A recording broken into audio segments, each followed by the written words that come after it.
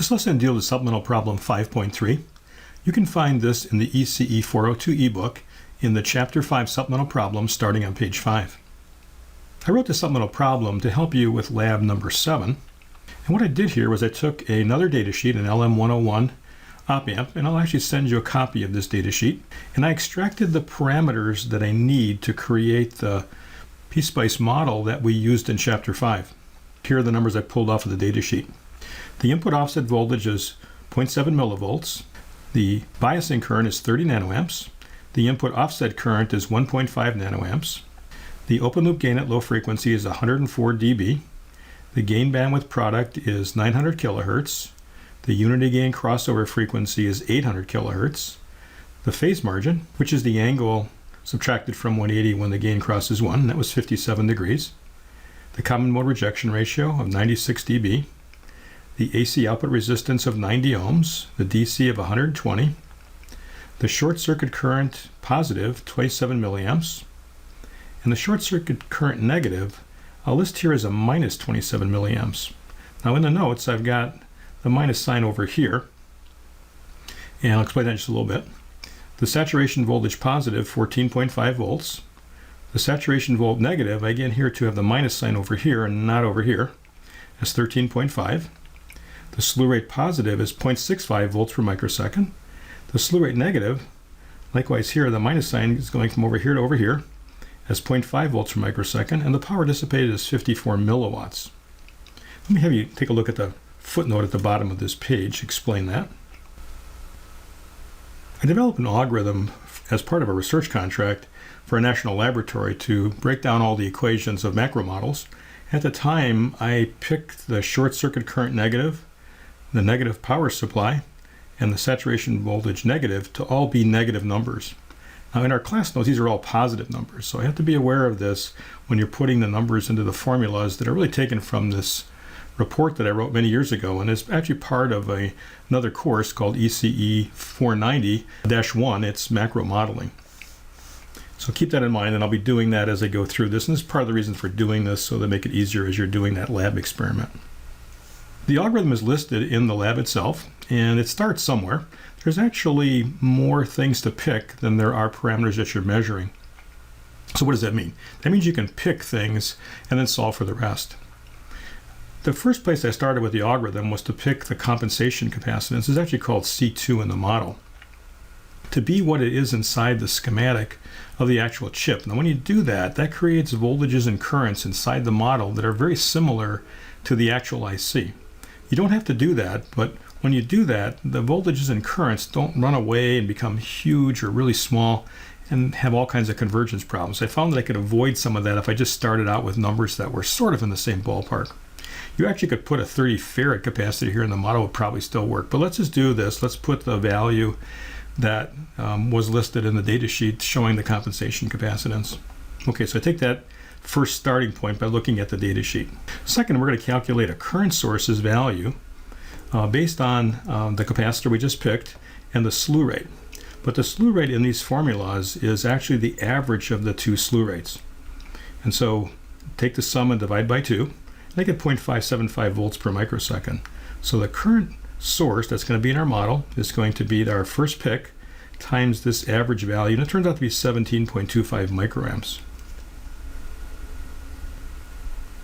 Before I go on with the rest of these selections, let's go back to the class notes in Chapter 5 at the beginning on page 1. We had a picture of the macro model that we used for the 741 op-amp. Just want to point out a couple things here as we're going through calculating these parameters. Obviously there's resistors here and capacitors and controlled sources, and we just solve for this current source and we just solve for this capacitor over here. Actually, we picked it.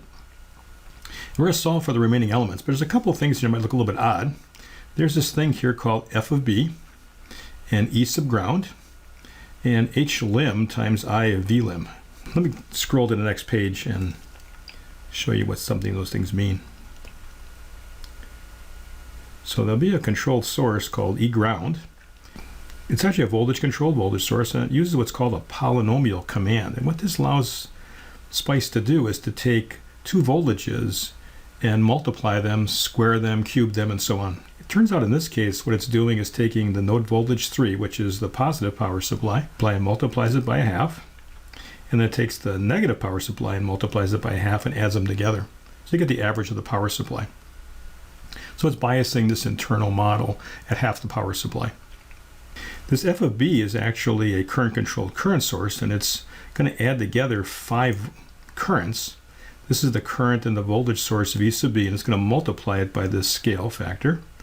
And it's going to take V sub c and the current in there and multiply it by this, and the current that's in this one multiplied by the next one, the current in this one multiplied by the next one, and then lastly the current in this one and multiplied by the last one. It's going to also then add a constant of 0. H sub lim is actually another controlled source that's multiplying the current in a voltage source times a scalar. It's actually used to create part of a short circuit current. To go through all the techniques for how these formulas were derived is just another course. I'm just going to give you these. In some sense, that's all we really need to do. If I can give you the measurements you need to do and to give you the formulas that the model was created with, you could then create your own version of the model. Just like we go to lab and we measure a resistor, and then we can run a SPICE simulation with that exact value of resistor, and it'll predict pretty much what it's going to do in lab. Let's go back to the notes again. The model has some NPN transistors in it, so we're going to need to use that value of biasing current that's coming into the base. And this is used to pick the value of beta F. There's another selection that's random because there's more options than there are things that are specified. The resistors RC1 and RC2 are actually used to create the gain bandwidth product with the C2 capacitor. And so we get a value here. I should point out that when you're doing this, you want to do at least 4 places or 5. Some of these numbers are set up in formulas that I'm not going to show you, where things are subtracted, and we need to keep a certain level of precision. If you do a lot of rounding, you'll actually get all kinds of errors. The current I sub C2 we're going to use shortly for a controlled source is half of the current source, so that's going to be 8.625 microamps. And then we're going to calculate a GM2 using the thermal voltage at 27 degrees C and this value of I sub C2 and get about a 2.9987 K resistor. Again, don't round that, just leave it like that.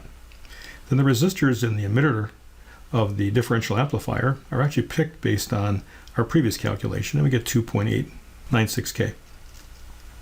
To do another pick again, and then solve for the capacitor C1. And this is actually used to get the unity gain crossover frequency and the phase margin lined up correctly. That turned out to be 10.959 picofarads. There's another controlled source, and its value is the reciprocal of the resistor R sub C2. And again, it's very important that you carry a lot of places because there's some terms that are going to be subtracted out to let other terms come through. Another controlled source that's going to use the common mode rejection ratio. This is not in dB though, it's going to be in regular units. You have to take it out of dB by taking it as a power of 10 divided by 20. And then with the resistor R sub C2. Another pick, and then the output resistance called RO1 is the AC output resistance, and RO2 is the difference of the DC from the AC. That's 30 ohms. I mentioned there was this controlled source that had these F's in it, and again those are current controlled current sources, and the first term is actually going to help determine the correct value of ADMO. And using this formula, we'll get a value for F of B1. And again, this term, like other terms, they will not be in dB, but they'll just be in regular units. And then the other F's that are in that expression need to be picked based on the value calculated here with plus and minus signs. These are actually used to set up the short circuit current and the saturation voltages.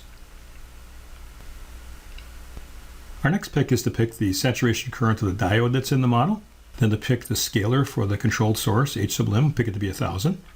And then that's used here in this equation and negative in this equation with the short circuit current to determine the value that we're going to see when we test for the short circuit current. It's also using some of the F of B's that we had before too. And likewise this one for the negative short circuit current. And again, remember the signs are opposite what we do in class. And I've highlighted all of these in green so that you can be aware of the fact that you have to change that sign. Lastly, there's 2 batteries, V sub C and V sub E. These determine the clipping voltages. So we use the saturation voltages that we had measured or pulled off of a data sheet, and then use that to calculate these batteries that are there. Lastly, the term R sub P is used to determine the current that's being pulled from the power supply. You may notice that in these calculations above, we didn't use VIO and IIO because in the model, these are really set to 0. They'll have non-zero values when you measure them because there's a lot of differencing of terms and a lot of things that are interacting in the model. But again, all the things that had opposite signs of what we do in class are marked here. And whenever you go back and run the SPICE simulation with these, if you don't get really tight agreement, it's probably because you missed the signs here. Let's put the model back together with the SPICE file that we had in our class notes, and now we're going to put in our values that we've calculated for the capacitors, the control source, and so on. And again, just marking these constants that we found with the F of B's, knowing where to stick those, and here's that current I sub SD. That hopefully will help you in putting your final model together. And then what I did was I ran the test simulations that we did in Chapter 5 again, measuring the open loop gain, measuring the saturation voltages, and so on. So here's what I measured after I put the numbers in the model. Now this should come pretty close to what we started with. So I measured 14.501. Now the number I put into the formulas was 14.5, so very close. The saturation voltage negative, again, it's a negative number with the changes that we had here and described. And what I put in was 13.5, so very close. The power dissipation I put in was 54 milliwatts. The input offset is not part of the formulas, and ideally it should be 0, but you can see here it's minus 9.56 microvolts. But relatively speaking, compared to millivolts, that really is 0. Now you can put the VIO in to the model by just adding a little voltage source on the front end of it, and we'll talk about this in the lab itself. The positive and negative input biasing currents, measuring them, they're basically the same, 29.785 nanoamps and 29.791, and we put the average value in to the formulas of 30 nanoamps, and I get the average of these two, sum divided by 2 is 29.788. Again, pretty close. There'll be some minor errors because there's all kinds of terms that are interacting that have little effect but some effect. Same thing with IIO, it should be 0. It's actually a minus 6 picoamps, and it should have been 1.5 nanoamps. So again, relative to nanoamps, it looks like 0. The VIO should have been 0.7 millivolts, and you can see again, it's effectively 0 compared to that. The open loop gain was measured as 153.166K. I put an ADMO of 158.49K, so again, pretty close. We did not put a value for F0. I measured it to be 5.7797, and then the product of these two gave me 885 kilohertz, and we'd enter the number of 900 kilohertz. Unit gain crossover frequency, we had used 800 kilohertz, measured at 760. The phase angle when the gain was 1 was a minus 121.624, and measured through SPICE, and that gives me a phase margin of 58.376, and I put in a value for the phase margin of 57 degrees. For the DC, we put 120 in, measured 120.813. For the AC, we put in 90, measured 90. Common mode gain, measured 2.44 for the gain, but we put in the CMRR. The ratio of the open loop gain differential over the common mode gain. That was 62,598, and that's 95.93 dB. And we'd given a value of 96 dB. Short circuit current, we used 27 milliamps plus and minus, measured exactly the value. Slew rates positive and negative were about 0.5788 volts per microsecond and minus 0.5646 volts per microsecond. And we use a value of 0.65 for the positive and 0.5 for the negative per microsecond. So close, but not exact. So you can calculate errors based upon the number you put in versus what you measured. And this is supplemental problem 5.3.